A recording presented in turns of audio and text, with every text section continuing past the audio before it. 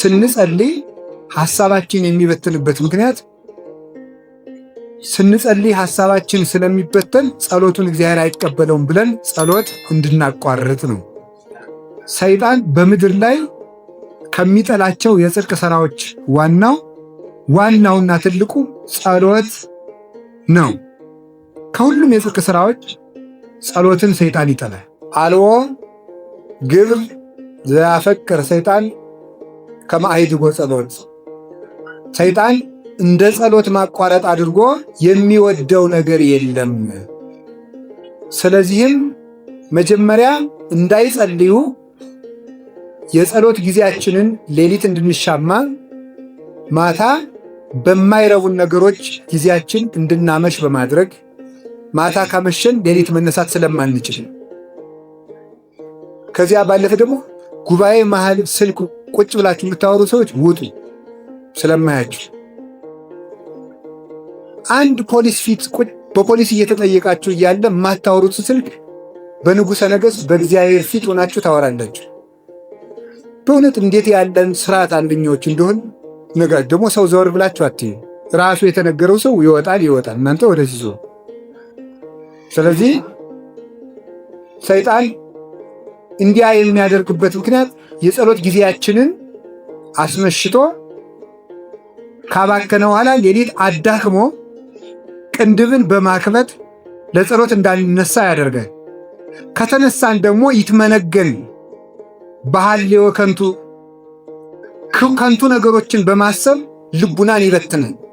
ከተቻለው ለጸሎት አለማስነሳት፣ እምቢ ብለውት ከተነሱ ደግሞ ሐሳብ መበተን።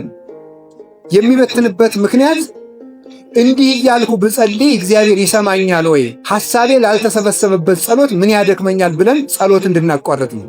ኃያል ሰውን እጅ እግሩን ካላሰሩ የኃያልን ገንዘብ መውረስ እንደማይቻል ሰይጣን እኛን በጸሎት ማቋረጥ ካላሰረ የእኛን ጸጋ መግፈፍ አይቻለውም። ስለዚህ ጸሎት እንድናቋርጥ ያደርግናል ነው። የተቻለው ሰው ቤቱን ዘግቶ ይጠብቃል። ቤቱ ሽፍቶች ከፍተው የገቡበት ሰው ግን የሚቀረው አንድ ነገር ነው፣ ሰው እንዲደርስለት መጮህ ነው። እንዳይጮህ አፉ ከታፈነ በኋላ ግን ገንዘቡን በሙሉ ሳይወድ በግዱ ያስረክባል። ለእኛ በወንበዴ የተመሰለ ሰይጣን ከጸጋ እንዳያራቁተን ጸሎት ጩኸታችን ነው። አባታችን እግዚአብሔር በእህት በወንድም በጎረቤት የተመሰሉ ቅዱሳን መላእክት፣ ቅዱሳን አበው መጥተው እንዲረዱን የሚያደርገን ጸሎት ነው። ያንን እንዳናደርግ ሐሳብን ይበትናል። ሐሳባችን ሌላው የሚበተነው ምንድን ነው? እምነት ስለሌለን። እምነት ስለሌለን ስንጸልይ ሐሳባችን ይበተናል። እንዴት ነው እምነት ስለሌለን ማለት? በሕይወታችን ዙሪያ ያሉትን ችግሮች ነገ ምንድን ነው የሚሆኑ ብለን እናነሳቸዋለን። እግዚአብሔር ያውቃል፣ ከገሌ ጋር ተጣልቻለሁ፣ ምንድን ነው የምሆነው? እኔ መጨረሻዬ ምንድን ነው? የምኖረው የት ሀገር ነው? መጨረሻ የሚደመደመው በምን አይነት ሥራ ነው? ከማን ጋር ነው የምኖረው? እንዲህ ያለውን ችግሬን የምፈታው በምንድን ነው በማለት ሆን ብሎ ጸሎታችን ላይ የሕይወታችንን የዛሬና የወደፊት ነገሮችን እያስታወሰ ያለፈ የኃጢአት ታሪካችን እየዘረዘረ በጸሎት ጊዜ ላይ ሐሳባችን እንዲበተን ያደርጋል። ለዚህ መፍትሄው ማመን። እምነቱም እንዲህ የሚል ነው፣ እግዚአብሔር ያስብልኛል።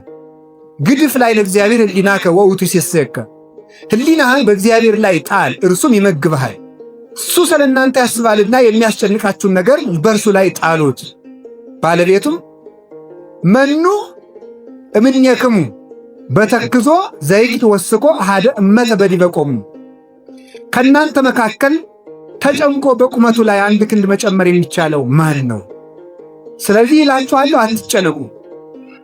ስለ መብል እንድትጨነቁ እንደሆነ ርዩ አዕዋፈ ሰማይ እለይዘሩ ወያርሩ ወያስተጋቡ ውስተ አብያት፣ የማይዘሩ የማያጭዱ የሰማይ ወፎችን በጎተራ በሪቅ የማይሰበስቡ እነርሱን ተመልከቱ። እስመ አቡክሙ ሰማያዊ ይሴስዮሙ፣ የሰማይ አባታችሁ ይመግባቸዋል። ስለዚህ እናንተም ስለምን ለምን ትጨነቃላችሁ? አኮኑ ነፍስ ታጽቅ እምሲሲል ወስጋኒ ማራስ ነፍስ ደም እስካለ ድረስ ትኖራለች። ደም ከደረቀ ነፍስ ይወጣል። ነፍስ እንድትኖር ደም ያስፈልጋል። ደም እንዲኖር ምግብ ያስፈልጋል።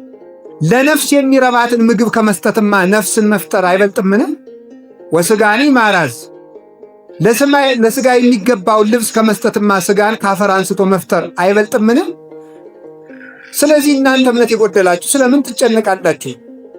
አኮኑ አንትሙ ትሄይስዎሙ ከአዕዋፍማ እናንተ አትሻሉምን? አንድም እስራኤል ዘሥጋን ተመልከቷቸው።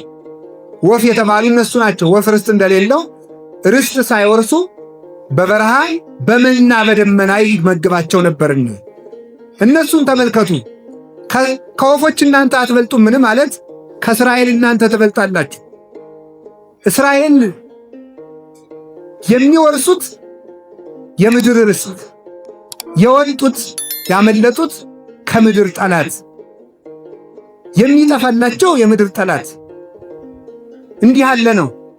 እናንተ ግን የምትወርሱት የሰማይ ርስት፣ የጠፋላችሁ የሰማይ ጠላት፣ ያመለጣችሁ ከዘላለም እሳት።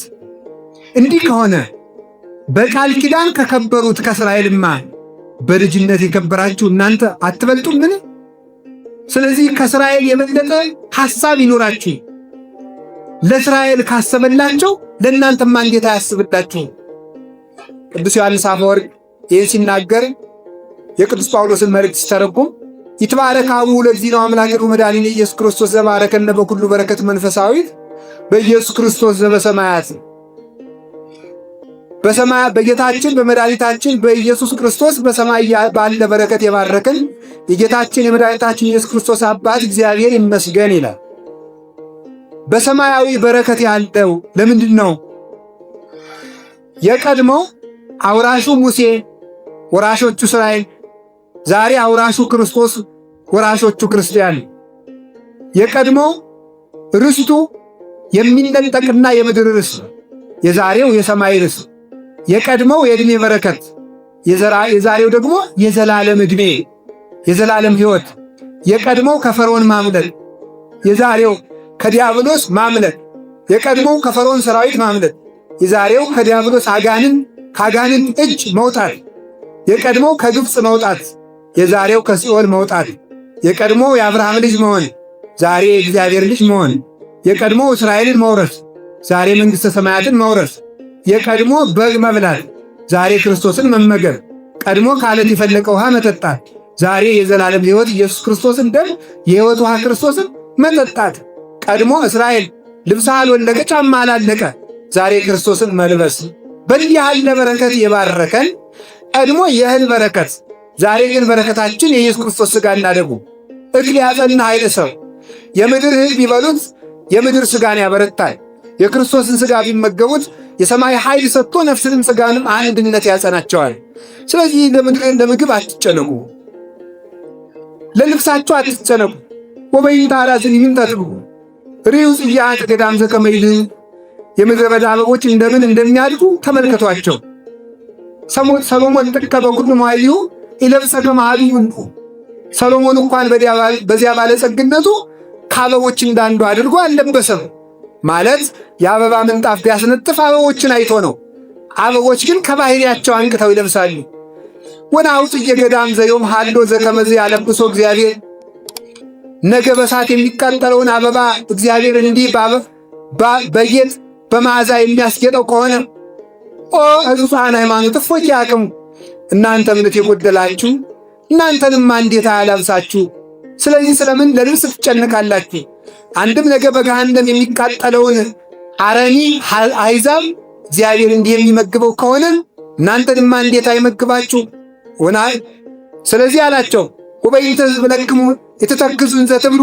ስለዚህ እላችኋለሁ እንዲህ እያላችሁ አትጨነቁ። ምንተ ንበል ወምንተ ንሰቲ ወምንተ ንትከደን፣ ምን እንበላለን፣ ምን እንጠጣለን፣ ምን እንለብሳለን አትበሉ። ወዘንተሰ ኩሉ አሕዛብ ምክዛፋ ያሐስስዎ። እንዲህ ያለውን ጸሎትስ አሕዛብም ይጸልዩታል። አንትሙሰ መቅድመ ኩሉ ህሱ መንግሥቶ ወጽድቆ። እናንተ ከሁሉ አስቀድማችሁ ጽድቁን ፈልጉ። ወኩሉ ይትረሰከክሙ፣ ሌላው ይጨመረላችኋል አለ። ሌላው ዳረጎት ነውና በጽድቅ ላይ የምድር ሀብት ይጨመረላችኋል ማለት ነው። ሊቁ ቅዱስ ዮሐንስ አፈወርቅ ይህንን ሲተረጉም ምን አለ? ንሕነሰ ወለድነ ሥርዓቶ ለእግዚአብሔር፣ እኛ የእግዚአብሔርን ሥርዓት የእግዚአብሔርን ሕግ አገላበጥ ነው አለ። እሱ አስቀድማችሁ ጽድቁን ፈልጉና የምድሩን እጨምርላችኋለሁ ብሎ ነበረ። እኛ ግን መጀመሪያ የምድሩን ኋላ ጽድቁን ስለምንፈልግ ወበይንተ ዝንረክብ ለዛቲ ወይለንታክቲ፣ በዚህ ምክንያት እኛ የሰማዩንም አናገኝም የምድሩንም አናገኝም ብሎ ይነገራል። ስለዚህ ስለምንም ነገር አትጨነቁ።